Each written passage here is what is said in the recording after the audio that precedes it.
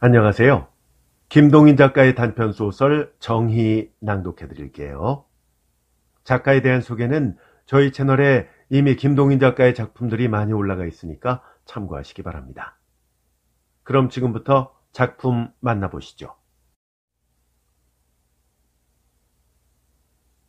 최성구 씨에게는 약혼한 처녀가 있으며 최성구 씨는 혼인 문제 때문에 약혼자의 고향인 T군에 내려갔으니 이런 편지를 처음으로 받았을 때는 정희는 그것을 믿지 않았다. 성구와 근 1년을 교제하는 동안에 정희는 성구에게서 그런 이야기는 듣지 못했을 뿐 아니라 정희에게는 어떤 여자와 혼약을 한 사내가 근 1년 동안이라 다른 여자와 교제를 하면서 한 번도 혼약한 여자를 찾아가 보지도 않는다는 것은 믿지 못할 일이었다.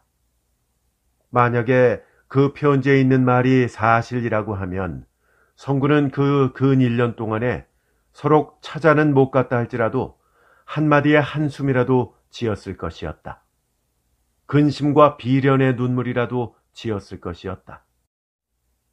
자기와 성구 사이의 사랑이며 자기가 쉬는 조그만 한숨이며 엷은 웃음에까지 차디찬 이지적 해부안을 던졌던 정희 자기의 눈에 만약 성구에게 그런 행동이 있기만 했더라면 벗어날 수가 없었을 것이었다.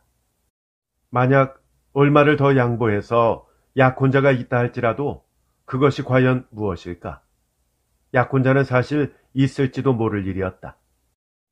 지금은 친척이며 재산이며 아무것도 없는 성구지만은 구한국 시대에 방백자리로 돌아다니던 사람의 종자인지라 혹은 부모끼리 술김에 약혼이라도 한 계집애가 있을지도 알 수 없다. 그러나 그것은 존재와 부존재를 구별할 필요까지 없는 귀찮은 일이다. 10,000명의 약혼자가 있으면 무얼 하나?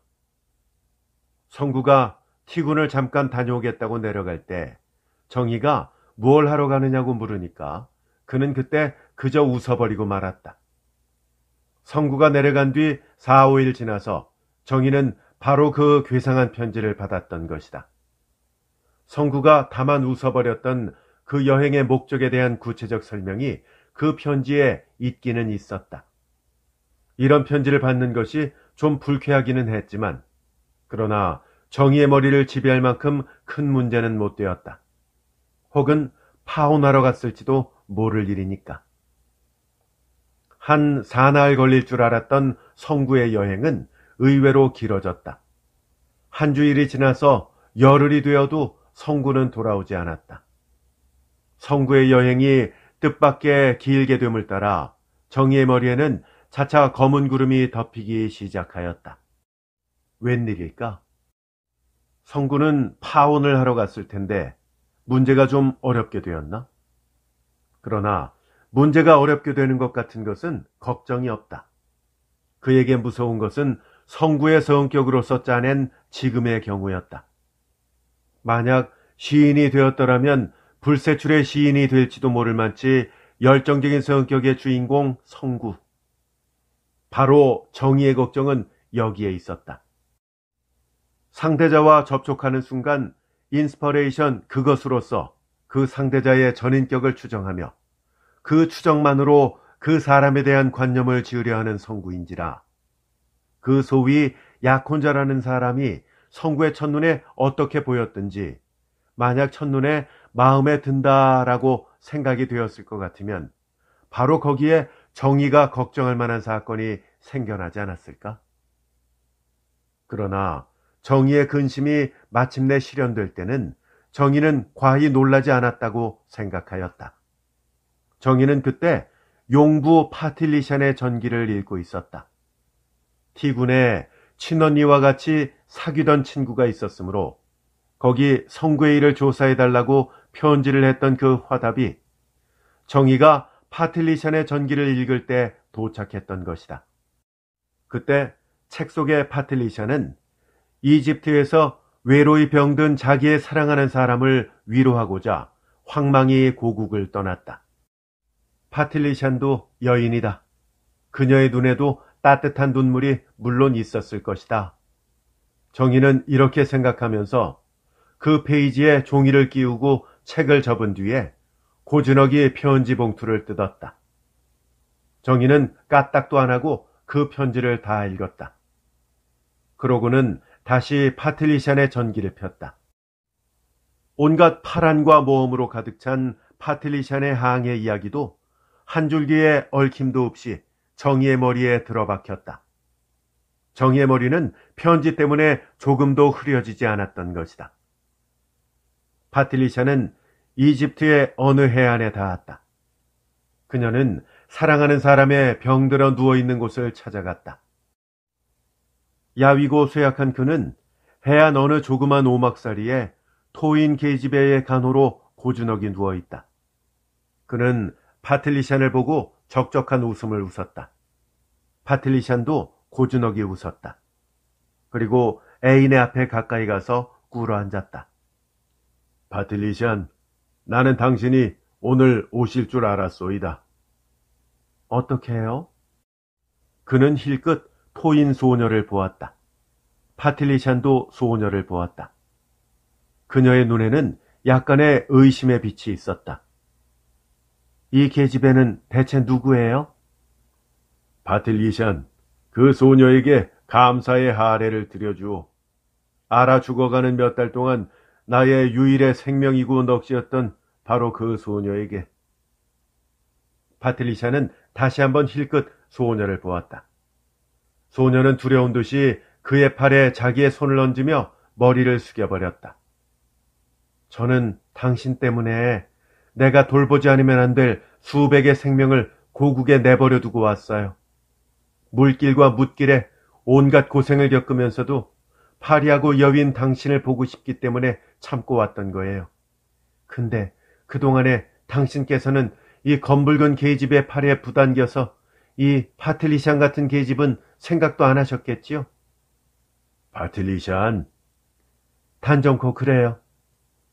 파틀리샨은 벌떡 일어서면서 소녀의 머리채를 휘어잡았다. 파틀리샨. 파틀리샤는 대답도 안 하고 바로 여기까지 읽고 정희는 책을 접어버리고 말았다. 시기라는 죄악이라고 해도 과하지 않은 더러운 감정을 그녀는 파틀리샤에게서도 발견했다. 정희는 책을 제자리에 넣은 뒤에 티군 친구의 편지를 서랍 속에 넣고 일어나서 아버지의 서재로 찾아갔다. 너 얼굴빛이 좋지 못하구나. 학자인 정희의 아버지는 서재에 들어오는 딸을 보고 무슨 통계표인 듯한 종이를 밀어놓으며 빙긋 웃었다.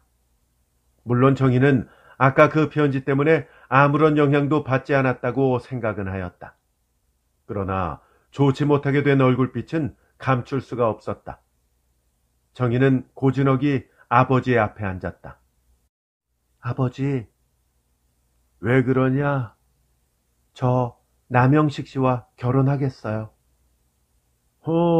그럼 최성구는 어쩔 작정이야? 최성구 씨와는 그만두겠어요. 아직 구체적인 혼약 같은 것은 하지 않은 거니까요. 네 소견대로 해라. 나는 아무 간섭도 안 하련다. 젊은 것들은 조금만 하면 간섭이니 무엇이니 하기에 나는 그 소리가 듣기 싫어서 간섭은 하지 않으마. 그 대신 권리를 포기하는 대신에 이 뒤에 책임도 지지 않는다. 정희는 할 말이 다 되었으므로 다시 일어서려 하였다. 그러나 아버지가 다시 그녀를 찾았다. 근데 너 성구하고 무슨 조그만 감정 문제로 그러는 거 아니니? 혼인은 일생의 대사다. 그런 조그만 감정으로 좌우해서는 안 돼. 아버지도 참.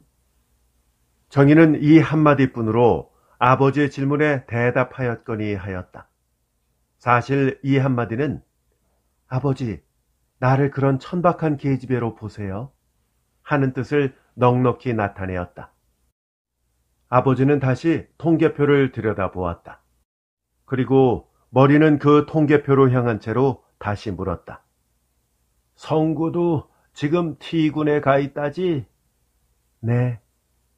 네 혼약은 성구가 돌아오기 전에 맺고 싶으냐, 돌아온 뒤에 맺고 싶은 거냐? 일을 급히 하면 며칠이나 걸릴까요? 남영식이가 밤낮 조르고 있으니까 내일이라도 될 수가 있지. 그럼 급하게 해주세요.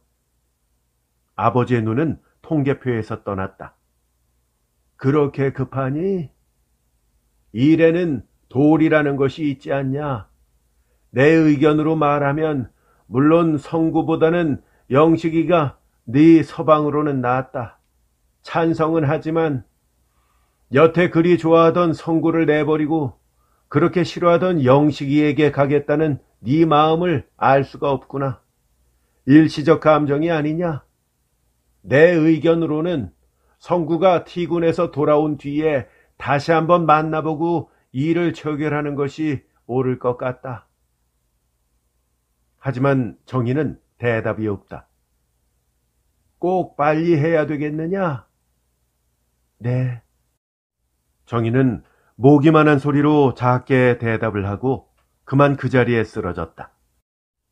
파틸리샨의 시기를 더럽다고 한 정희의 가슴에도 시기라고 할 수밖에 없는 어떤 불꽃이 타오는 것을 누를 수가 없었다. 아직껏 감추고 누르고 사귀려던 모든 감정은 일시에 그녀의 마음에 터져 올랐다. 꺾어지고 부스러진 자존심과 거기에 대한 복수에 가까운 무겁고 맹렬한 감정은 그녀의 마음에 일어섰다.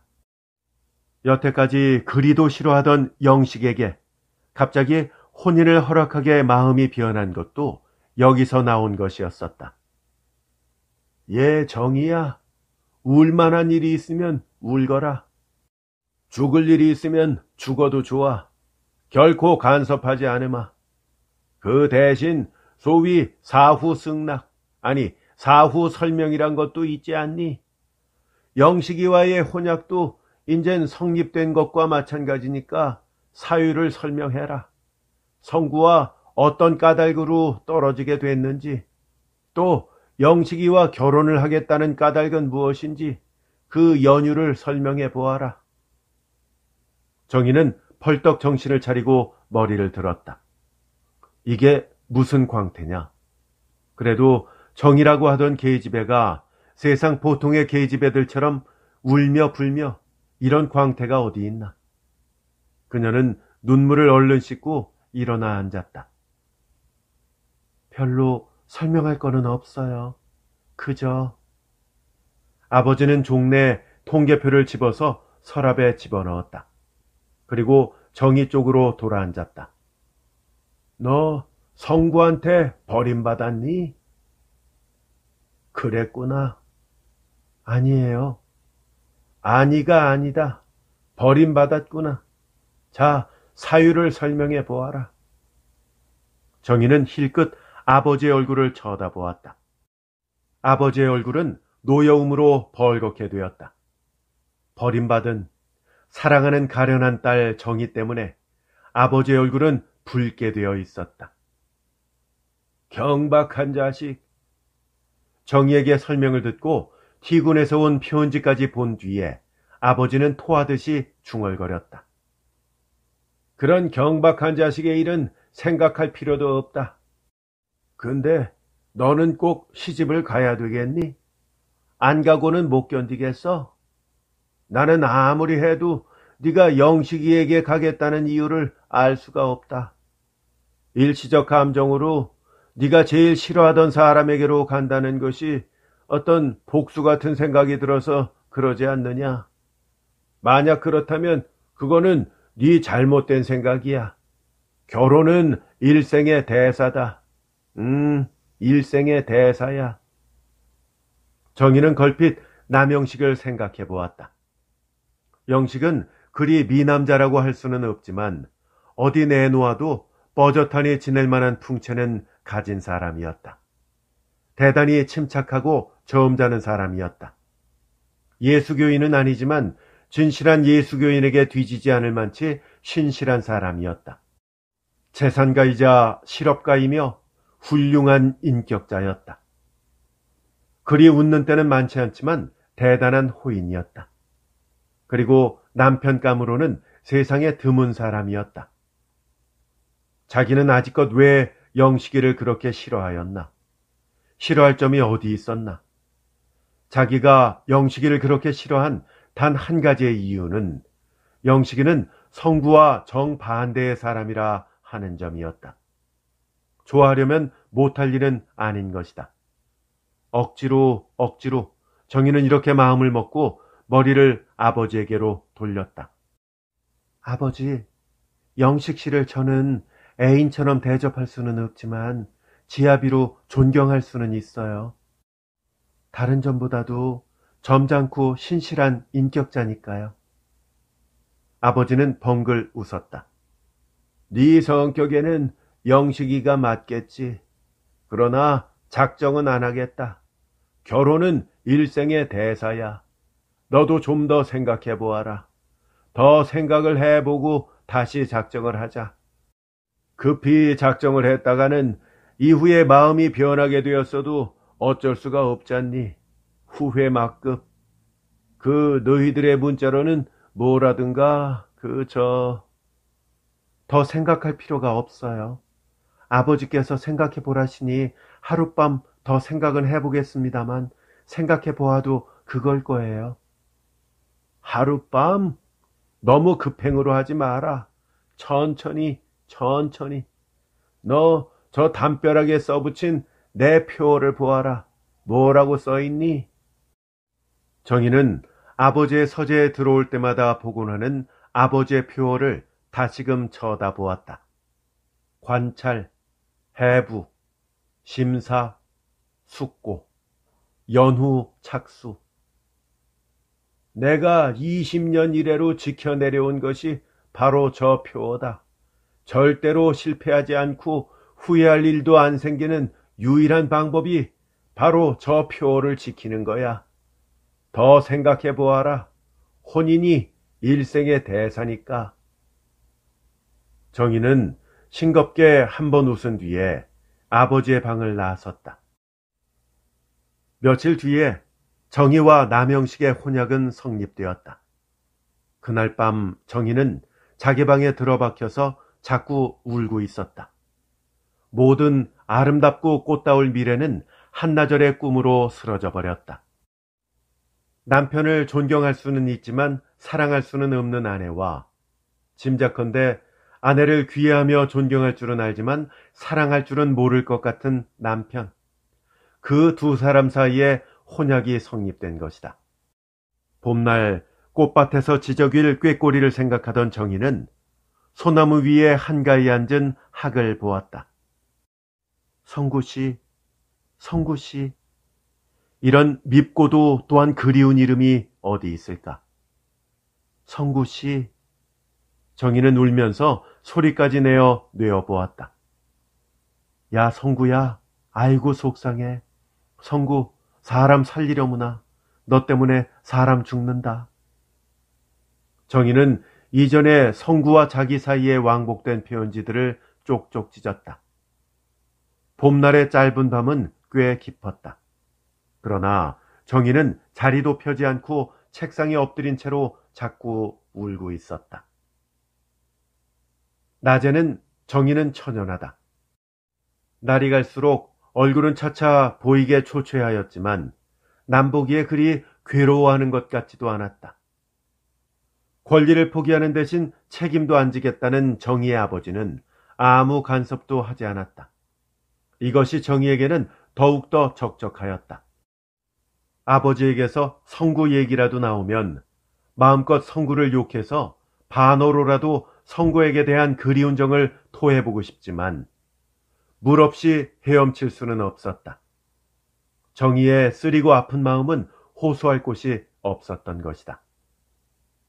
어느 날 정희는 이전에 파틀리샤는 대답을 안 하고까지 읽고 내버려 두었던 파틀리샤는 전기라도 좀 볼까 하고 책을 펼 때에 아버지가 정희의 방에 찾아왔다.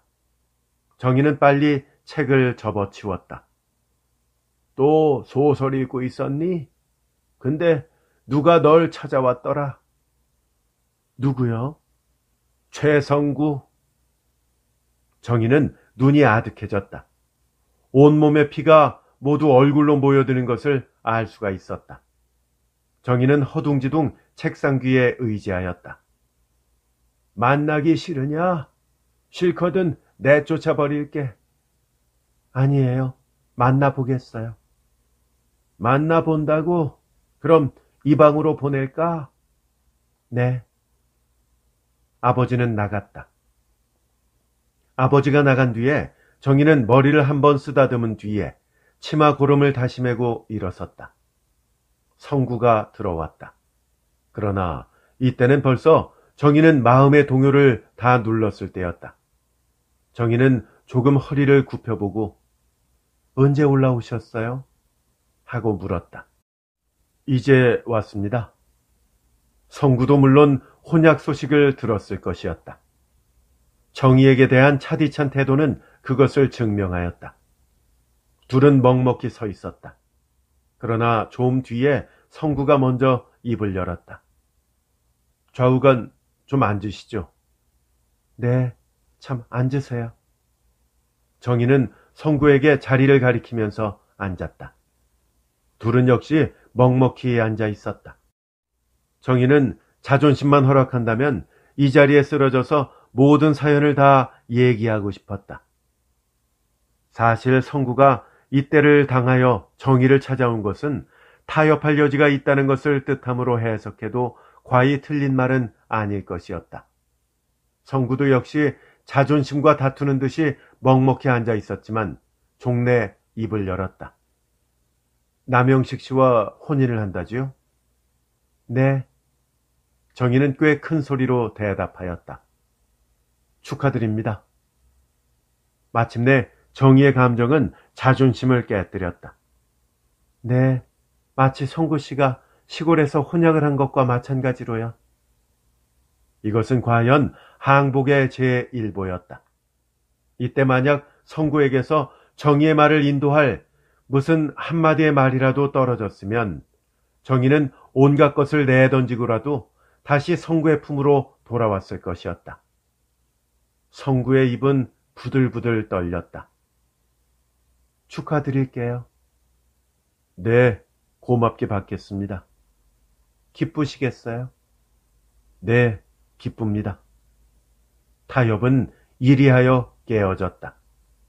잠깐 더 잠잠히 앉았던 성구는 모자를 집어가지고 일어섰다. 그것을 힐끗 보고 정희는 책상 쪽으로 모른 체하고 돌아앉고 말았다. 성구의 나가는 문소리가 들렸다. 문이 열렸다가 닫혔다. 그러나 닫혔던 문은 다시 열리고 성구의 성나서 떨리는 소리가 들렸다. 나 혼약 안 했어요. 아마 영구히 혼약이라는 것은 하지 않겠죠. 문이 다시 절컥하니 닫히고 대문으로 나가는 성구의 발소리가 들렸다. 정희는 벌떡 일어나서 문을 열어젖혔다. 그러나 그때는 벌써 성구의 그림자는 대문 밖에 쓰러져 없어졌다. 정희는 맥없이 다시 문을 닫고 자리로 돌아왔다. 쓰라린 눈물이 하염없이 그녀의 눈에서 솟았다. 사흘 뒤에 모 신문에 최삼덕이라는 이름으로 어떤 여성에게 대한 공개장이 발표되었다. 정희는 그 최삼덕을 알았다. 그것은 최성구의 아명으로 정희와 서로 편지 거래를 할 때 늘 쓰던 이름이었다. 그 공개장에는 자기는 얼마나 그대를 사랑했는지 아직도 자기의 마음은 조금도 흔들리지 않았다는 말과 자기가 티군에서 좀 오래 묵어 있게 된 것은 한 조그만 호기심에 지나지 못한다는 그런 이야기를 쓰고 그런 걸 경솔이도 이를 그르친 그대를 책망하는 글로 마쳤다. 그는 자기의 마음은 이제 한낱 원망으로 변하였다 했고 여인의 영리한 듯한 좁은 마음이 밉다고 하였다. 그는 이렇게 썼다. 아, 그러나 그때 그대는 어떤 길을 취하였나? 그대는 나에게 반성할 여유라도 주었나? 반성할 만한 한마디 주의라도 하였나? 한 걸음 더 나아가서 그대는 사건의 경위라도 똑똑히 알아보았나? 약한 자여 그대 이름은 여인이다 라고 한 사람도 있지만 오히려 너무 강해서 자기 힘에 넘어진 그대여, 자기의 영리함을 과신해서 한 사람의 장래를 파괴한 그대여, 그대의 과신 때문에 온전히 장래를 잃어버린 나는 어느 날 어느 곳에 물론하고 내가 살아있는 동안은 그대를 원망하고 미워하겠다. 내가 탄 기차는 지금 닿는다. 향한 곳은 어디? 그것은 나는 알 수 없다. 나의 마음은 다사로운 남쪽을 가리키되 나의 다리는 머리를 가로젓고 북으로 향한다. 어디로? 뭘 하러?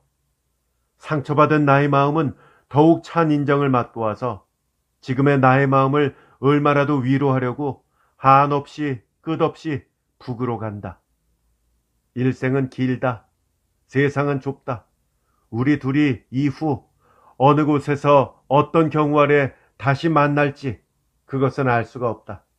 그러나 이 이상 나는 무엇을 쓸까? 나는 다만 영구히 그대의 불행을 빌면서 이 붓을 놓는다. 운. 그는 이렇게 글을 썼던 것이다. 그리고 그날 신문 3면에는 조그맣게 최성구 씨 실종이라는 제목 아래 최성구 씨는 아무 유서나 전갈도 없이 실종되었다는 기사가 있었다. 그날 밤 정희는 열이 40도나 나서 자리에 누워서 몹시 신음하였다. 의사는 독감이라고 했다. 그러나 그것은 결코 독감이라고 간단히 설명할 병은 아니었다. 음식을 먹은 뒤에는 몇 분 지나지 못해서 모두 도로 괴웠다. 한 숟갈의 약을 먹고도 도로 토하였다. 헛소리까지 하였다. 밤에 그녀의 머리맡에서 그 머리를 짚어보며 앉았던 그녀의 아버지는 머리맡에 놓인 신문을 보았다. 그리고 최삼덕의 공개장을 보았다. 이튿날 아침 정희가 조금 정신이 들어서 눈을 떴을 때 아버지가 들어왔다. 너 남영식이와 파혼하련? 네? 아버지는 물끄러미 딸의 얼굴을 들여다보았다. 싫으냐? 그게 무슨 말씀이세요? 남영식이하고 파혼을 하고 싶으냐는 말이다. 정희는 얼굴이 새빨갛게 되었다. 제가 그런 막대 먹은 사람인가요? 이 사람과 파혼하고 저 사람하고 파혼하고. 싫으면 그만두어라. 억지로 하라는 것도 아니다. 아버지가 나간 뒤에 정희는 아버지의 말을 다시 한번 속으로 외워보았다. 그것은 과연 어떤 뜻이었을까? 무엇을 뜻함이었을까? 그러나 정희는 열 때문에 어지럽게 된 머리로는 정돈된 생각을 할 수가 없었다. 어떤 까닭으로 그런 말씀을 물으셨나? 그보다도 더 이상한 일은 자기는 어떤 까닭으로 남씨와 파혼하겠느냐고 물을 때 첫마디로 거절을 했나? 자기는 남씨에게 대해서 손톱 눈만치도 사랑을 안 가지고 있지 않나? 한때 남씨를 좋아하려고 마음 먹어보기는 했으되 그 성구의 센티멘탈한 공개장을 본 뒤에는 눈처럼 그 생각은 사라지고 말았던 것이다. 억지로 그렇지 않다고 생각은 하지만 자기 마음속에는 역시 성구에게 대한 그리움이 불붙듯 타오르지 않나? 이제라도 성구가 두 팔을 벌리고 오기만 하면 자기는 모든 것을 내던지고라도 그리로 돌아가고 싶지 않나? 그런데 자기는 왜 남씨와 파혼하겠느냐고 물을 때 첫말로 거절을 하였나? 이 세상의 모든 일은 수수께끼다. 자기가 행하는 일까지 수수께끼다. 위선? 자기는 결코 위선으로 그러지는 않았다. 자기가 파혼을 거절한 일은 다만 돌발적인 심리 변화로밖에는 볼 수가 없다. 정희는 괴로운 한숨을 한 번 내쉰 뒤에 돌아 누웠다. 무겁고도 상쾌한 졸음이 그녀의 머리를 눌렀다. 동경. 사흘 뒤에 정신이 좀 똑똑해지며 괴로운 잠에서 깬 정희는 문득 동경을 생각하였다. 슬퍼하는 자 100만과 기뻐하는 자 100만, 춤추는 자 100만과 통곡하는 자 100만을 포용하고도 조금도 모를 보이지 않는 널따랗고 커다란 동경의 품을 그녀는 생각하였다. 남쪽 끝에서 수천호가 타는 큰 불이 나도 북쪽 끝에서는 신문을 보기 전에는 그것을 알지도 못할 만큼 큰 동경. 활동 사진관만 다 구경하려고 해도 한 달의 날짜를 가지고 해야 하는 널따란 동경. 하루에 새로운 부부 수백 쌍과 새로운 독신자 수백 쌍을 내면서도 신문 기자까지도 그런 일은 눈 떠보지도 않느니만치 분주스러운 동경. 그 가운데 있는 유토피아 아사코사, 젊은이의 희비야 긴자 간다. 더구나 지금이 한창일 야시의 금어며 꽃 화분들. 이것들은 모두 상처받은 쓰라리고 외로운 정의의 마음에는 봄동산의 진달래처럼 떠올랐다. 그리고 그 가운데를 활보하던 이태전의 자기를 그녀는 눈물 머금은 마음으로 회상하였다. 좀 뒤에 아버지가 자기 방에 들어왔을 때 정희는 다짜고짜로 동경을 가겠노라고 말하였다. 동경? 뭘 하러? 몸을 좀 쉬기 위해서요. 아버지는 물끄러미 정희의 옷깃을 바라보았다. 뭐라고? 몸을 쉬러 동경에 간다고? 그런 뒤에 아버지는 혼잣말처럼 중얼거렸다. 몸을 쉰다, 마음을 쉰다.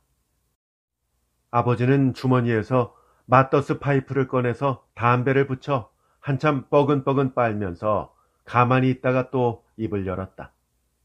너 최성구 어디 있는지 아느냐? 몰라요. 정희는 외마디로 대답을 했지만 이것뿐으로는 부족한 듯도 하고 혹은 어떻게 보면 모욕당한 것 같기도 해서 다시 한마디 보태었다. 몰라요. 알 필요도 없고요. 성구가 동경에 간 것 같지 않으냐? 아버지. 정희는 벌컥 성을 내었다. 아버지께서 그렇게 생각을 하시고 의심을 하시면 전 동경 가는 거 그만두겠어요. 몸을 쉬기 위해서 동경이 아니라도. 예, 정희야. 마음을 진정하고 생각을 하면서 말을 해라. 내 말을 그렇게 해석하는 것이 아니야. 가고 싶으면 가. 또 싫으면 그만두거라. 그것은 하여간 난 당초에 네 마음을 알 수가 없다. 남영식이와 혼약을 한 것도 네가 한 일이고 결혼 날짜를 정한 것도 네가 한 일 아니냐. 너도 아는 바 결혼 날까지 이제 며칠 남지 않았다. 근데 이제 갑자기 동경을 가겠다는 것은 결혼을 연기하겠다는 뜻으로밖에는 볼 수가 없질 않느냐. 최성구가 네 서방이 되거나 남영식이가 네 서방이 되거나 네가 서방을 오늘 맞거나 10년 뒤에 맞거나 그런 건 나는 도무지 모른다. 모르나 아버지는 벌떡 일어서서 방안을 거닐기 시작하였다. 가고 싶으면 오늘 저녁으로라도 가거라. 그러나 남씨한테는 뭐라고 말을 하고 가려고 그래? 어디 대답해 보거라. 뭘 할 거 있나요? 건강만 회복되면 곧 돌아온다고 그래 두면 그뿐이지요. 아버지는 숨을 한번 길게 내쉬었다. 정희는 아버지를 쳐다보았다. 딸과 연구와 담배. 이 세 가지밖에는 이 세상에 아무 오입이라는 것을 알지 못하는 이 늙은 아버지. 아버지의 얼굴은 외로웠다. 자기의 다만 하나의 혈속인 정희에게서까지 마음을 열어 헤친 사정을 듣지 못한 아버지의 얼굴은 외로웠다. 정희는 머리를 숙였다. 아버지, 내 마음을 좀 구체적으로 설명을 해볼게요. 아버지도 말씀하신 것처럼 남씨와 혼약을 한 것은 사실 돌발적인 그 뭐라고 설명할지는 모르지만 말하자면 돌발적 심리예요. 그러나 저는 넉넉히 남씨를 남편으로 공경할 만한 자신이 있어요. 소위 사랑은 없다고 할지 모르지만 믿음과 공경은 넉넉히 바칠 자신이 있어요. 그리고 부부 생활에는 그 서로 믿는 마음과 서로 공경하는 마음이 무엇보다도 귀한 줄 압니다. 철없는 연애니 무엇이니 하는 것보다 건전한 믿음이 오히려 부부 생활의 기초를 굳게 할 거예요. 누가 무엇하든 저는 남씨와 혼약한 계집애예요. 이번에 갑자기 동경을 가겠다는 것도. 정희는 말을 끊었다. 하마터면 또 거짓말이 그녀의 입에서 흐를 뻔하였다. 한 1년 동안 동경에 가서 좀 편안히 쉬려고 했어요. 하지만 아버지가 그만두라시면 그만둘 거예요. 어저께는 몹시도 가고 싶었지만 지금은 그 마음도 좀 적어졌고. 아버지는 담배를 털었다. 누가 가지 말라느냐? 그저 네 마음대로 해라. 나는 전에도 네 자유를 조금도 구속치 않았거니와 장래에도 그럴 마음이 없다. 가고 싶으면 가고 가기 싫으면 그만두고. 뭐 그리 갈 생각도 없어요. 싫으면 그만둘 뿐이지. 아버지는 간단히 결론하였다. 그러나 한 주일쯤 뒤에 정희는 동경 땅을 밟게 되었다. 이번에 정희의 동경행에 극력으로 찬성을 한 사람은 정희의 약혼자인 남영식이었다. 무슨 까닭으로? 별로 이유는 없었다. 다만 동경이란 곳은 웬만한 슬픔이나 근심은 저절로 사라지는 곳이라는 남영식 자기의 경험에서 나온 결론의 결과였다. 동경은 정희가 있던 이태 전보다도 온전히 달라졌다. 시가의 변화, 습관의 변화는 둘째 두고 전차 선로 계통의 변경에는 정희는 적지 않은 괴로움을 받았다. 마침 여름방학이라서 귀국한 학생이 많은 때라 어렵지 않게 하숙 하나를 얻은 정희는 그날 밤으로 아사쿠사로 뛰어가서 활동사진관에 뛰쳐 들어갔다. 귀국한 뒤에 한 번도 활동사진이라고는 가보지 못한 정희는 여기서 3, 4년 전에 소녀시대 자기를 발견한 것 같았다. 시끄럽고 답답한 숙녀 생활을 2태나 하던 정희는 여기서 다시 한 학생인 자기를 발견하였다. 니꼬니꼬 대회였다. 한 7, 8년 전에 전기관에서 그때 유행 광대이던 채플린이며 소위 뚱뚱보며 이런 광대들의 희극을 며칠 모아가지고 희극대회를 열 때 붙인 이 니꼬니꼬 대회라는 이름은 명칭 그것만으로도 정의의 마음을 매우 젊게 하였다. 니꼬니꼬? 벙글벙글 대회? 정희는 한번 그 말을 번역해보고 스스로 씩 웃었다. 정희는 잘 모르는 광대들이었다. 하롤드 로이드, 찰스 레이, 더글러스. 희극의 취미며 플롯도 그 당시와는 온전히 달라졌다. 채플린의 희극 방식이 아직 좀 남아있는 흔적이 보이기는 하지만 모든 것이 근본적으로 변하였다. 진화 혹은 퇴화. 이것은 활동사진의 정의를 두기에 따라서 진화로도 볼 수가 있고 퇴화로도 볼 수가 있지만 그런 어려운 문제는 둘째로 두고 정의는 이 대단한 변화에 일종의 애수와 함께 일종의 즐거움을 얻었다. 역시 동경은 좋다. 돌아오는 길에 터질 듯이 좁은 전차에 끼어서 빛나는 거리를 꿈결같이 내다보면서 정희는 이렇게 생각하였다. 이튿날 그녀는 모교를 찾아가 보려 하였다. 자기보다 3년 아래이던 자기를 극진히도 따르던 에스며 케이에게 숙녀가 된 자기를 보이고 싶다는 것이 정희의 조그만 자과심의 하나이지만 그보다 그녀는 자기가 4, 5년 동안을 고생하던 기숙사며 학교도 좀 돌아볼 겸 자기를 사랑 혹은 미워하던 선생들에게 다시 한번 머리를 숙이고 인사를 드려보겠다는 이상한 충동 때문이었다. 아침을 먹은 정희는 곧 전차를 타고 백금대전까지 왔다. 오른쪽으로 꺾어져서 언덕을 하나 내려서면 그녀의 정다운 모교가 있는 곳이었다. 그녀의 가슴은 뛰놀았다. 그녀는 다리가 허둥허둥 길다란 언덕을 내려서 또 왼쪽으로 꺾어졌다. 거기가 그녀의 모교였다. 무성한 아카시아 틈으로 정희는 때때로 펄럭이는 남빛과 자줏빛을 보았다. 쿵 하는 소리가 들리며 풋볼이 떠올랐다.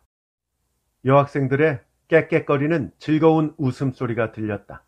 그 길에는 사람도 적었다.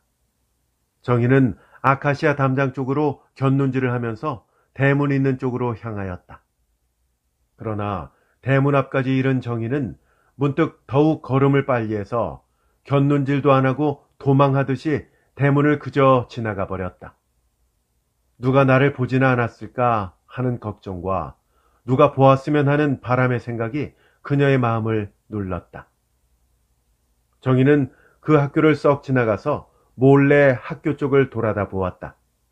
무성한 포플러, 등수풀, 그 가운데는 정희 자기가 심은 나무도 있을 것이었다. 자기가 기대고 책을 보던 나무, 또는 자기가 숭배하는 사람들의 이름을 칼로 새긴 나무도 있을 것이었다. 정희는 머리를 수그리고 빨리 담장을 돌아서 다시 전차길로 향하였다. 마침 운동 시간이 끝났는지 교실에서 땡땡 울리는 종소리가 들렸다. 그날 밤 정희는 자리에 누워서 울었다. 다시 한번 추억한 뒤에 눈물로 장사하려던 자신의 과거는 그녀가 모르는 틈에 그녀의 곁을 빠져 지나가 버렸다. 그 꽃동산처럼 아름다운 클럽에 자기는 참가할 자격은 둘째 두고 참가할 용기까지 없는 할머니였다. 도망하지 않을 수 없을 만큼 두려워하는 자기였다. 이틀 뒤 일요일에 정희는 그 모교 생도이며 자기를 퍽따르던 에스를 미스코시에서 만났다. 그러나 정희는 그녀를 피하였다. 에스도 정희를 몰라보는 듯하였다. 과거는 역시 멀리서 바라볼 것이었다. 가까이서 그것을 보려던 정희는 거기서 무정과 한숨밖에는 발견한 것이 없었다. 어떤 날 밤 긴자의 밝은 거리를 돌아다니던 정희는 거기서 문득 같은 해에 같은 학교를 졸업한 A라 하는 여인을 만났다. 둘의 눈은 똥 마주쳤다. 아 소리와 함께 든 손을 서로 잡았다. 좌우간 잠깐 들어가서 얘기나 좀 해요. A는 정희를 끌고 그 근처에 어떤 깨끗한 카페로 들어갔다. 아이스크림. A는 웨이터에게 주문을 한 뒤에 맵시나는 담배를 한 꼬치 꺼내어 붙여 물었다. A씨, 담배 피우세요?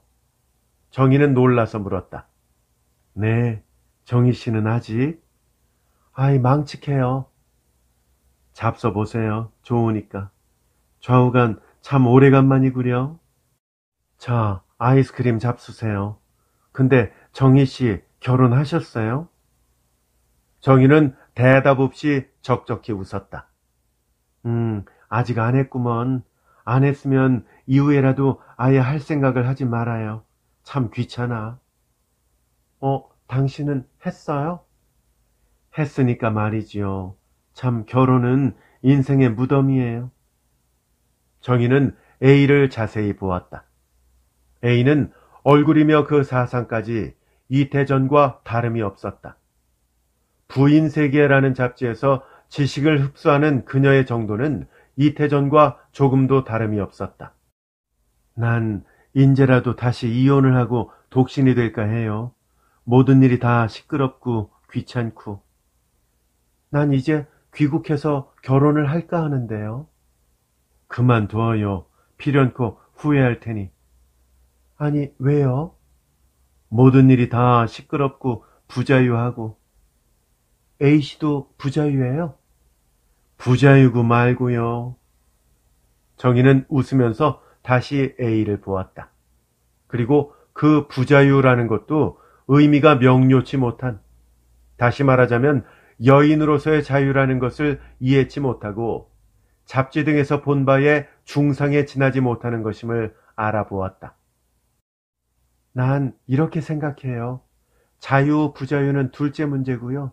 결혼은 사람의 의무라고요. 뭐라고요? 의무에는 부자유가 섞일 테지요. 정희 씨 많이 변했네요. 변했지요. 정희는 아이스크림을 한술 떠 먹었다. 오래간만에 만났는데 그런 토론은 그만둡시다. 좌우간 정희 씨의 사상은 구식이에요. A는 쾌활하게 웃었다. 구식이라고요? 진리는 신구가 없어요. A는 놀란 듯이 정희를 보았다. 사실 50년 전 사상을 구사상이 아니라는 사람을 A는 이해할 수가 없었을 것이다. 정희 씨, 그새 귀국해서 잡지는 안 보셨어요? 아니요. 그럼 뭘 했어요? 연애했어요. 네? A는 다시 한번 눈을 크게 떴다. 그 결과로 지금과 같은 결론을 얻은 거예요? 네, 그 결과로. 그런 별한 결론을? 네. 둘은 한꺼번에 크게 웃었다. 놀랐어요. 놀랐지요? A씨, 나도 놀랐어요. 사실 정희도 놀랐다. 한 달 전, 아니 20분 전까지도 정희는 A와 같은 사상을 가진 사람이었다. 그것이 그 얘기에 나가는 중에 어느덧 아직껏 마음속에 잠복해 있던 새 생각이 머리를 든 것이었다. 저 A씨, 이 세상은 무섭고 강하고 쓰라려요. 우리가 이 세상을 농담처럼 넘겨버릴 거면 모를 일이지만 경건한 삶을 살아가자면 마치 사람이 겨울에 찬바람을 막기 위해서 집을 짓는 것처럼 약한 여인에게는 굳센 지아비 같은 사람이 필요해요. 그리고 소소하고 좀살스러운 일은 돌아볼 줄 모르는 사람에게는 또한 보조벽으로 마누라라는 것이 필요하지 않아요? 그리고 그 강한 힘에 대한 보호벽인 남편과 소소한 데 대한 보조벽인 마누라가 서로 돕고 믿고 힘쓰고 하는 데서 생겨나는 사랑. 이것이 참 연애겠지요. 그 밖의 사랑은 뭐든지 연애라고 명명치 못할 것들이에요. 젊은 남녀의 사랑, 그런 건 춘정이라고 밖에는 설명할 수가 없고. A씨, 나는 얼마 뒤에 돌아가서 결혼할 거예요. 그리고 그것이 내 의무고 권리고, 그리고 마지막으로 말이에요. 내 즐거움으로 생각해요. 이것은 모두 정의의 참 마음에서 나온 말이지 결코 일시적 반항에서 나온 말이 아니었다. 한때 흥분으로 떠올랐던 그녀의 마음이 내려앉는 것과 동시에 그녀의 사상은 이만큼 변하였다. A는 달갑지 않은 듯이 듣고 있다가 정의의 말이 끝나는 것을 기화로 보이를 불러서 포도주를 청하였다. 밤 11시쯤 그들은 카페를 나섰다. 작별할 때 정희는 A에게서 한번 찾아오란 말과 자기는 3, 4일 후에 머리를 깎아버리겠다는 말을 들었다. 정희는 하숙으로 향하는 쓸쓸한 전차에 앉아서 A의 생각을 하면서 그 얌전하고 사기 없고 쾌활하던 사랑스러운 계집애를 이런 비속된 여인으로 변케 한 시대라는 것을 밉게 여겼다. 김동인 작가의 단편소설 정희였습니다. 저희 채널에 김동인 작가의 작품들이 이미 많이 올라가 있습니다. 검색 가능하시고요. 재생 목록에서도 찾아보실 수 있겠습니다. 본 동영상 설명란에 오시면 링크도 걸려 있으니까요. 좀 더 손쉽게 만나보실 수 있겠습니다. 끝까지 함께 해주셔서 감사합니다. 안녕히 계십시오.